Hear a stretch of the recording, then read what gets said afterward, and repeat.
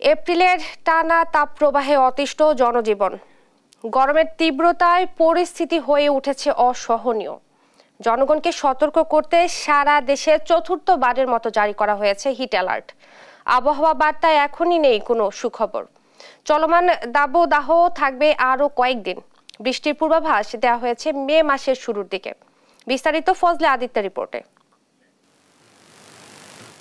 সারা দেশে চতুর্থবারের মতো জারি হয়েছে হিট অ্যালার্ট। কড়া রোদ, উষ্ণ বাতাস আর তীব্র দাবদাহে বিপর্যস্ত হয়ে পড়েছে রাজধানী সহ সারা দেশের জনজীবন। এই তীব্র গরমে জীবিকার তাগিদে ঘরের বাইরে বের হয়ে বিপাকে পড়ছে সাধারণ মানুষ।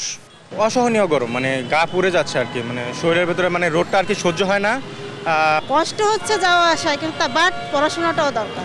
গরম তো থাকবেই, তো গরমের মধ্যে তো পড়াশোনাও করতে হবে। আমার আজকে বের হয়ে মনে হয়েছে যে আসলে ওদের স্কুলে পাঠানোটা ঠিক হবে না, কারণ আমি নিজেই অসুস্থ হয়ে যাচ্ছি।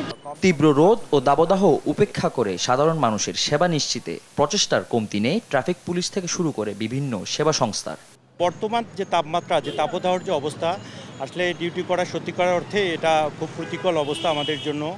এদিকে আবহাওয়া অধিদপ্তর বলছে চলমান দাবদাহ থাকবে আরও বেশ কিছুদিন। তবে মে মাসের শুরুতে বৃষ্টিপাত হওয়ার সম্ভাবনা রয়েছে। এখন পর্যন্ত আমাদের দেশে যে সর্বোচ্চ তাপমাত্রা পেয়েছে এটা 42.7 ডিগ্রি। গত 26 এবং 27 তারিখে এটা চুয়াডাঙ্গা, যেহেতু কাছাকাছি 8.3 ডিগ্রি, এটা হতে পারে 43-এর কাছাকাছি যেতে পারে।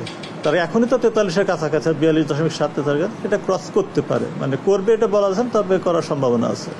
গত 24 ঘন্টায় সারা দেশে বৃষ্টিপাত রেকর্ড করা হয়েছে সিলেটে 84 মিলিমিটার। তবে বৃষ্টির ভারী বর্ষণ হলে তাপমাত্রা 4 থেকে 5 ডিগ্রি কমবে বলে জানিয়েছে আবহাওয়া অধিদপ্তর। প্রয়োজনীয় সবার ঘরে ঘরে।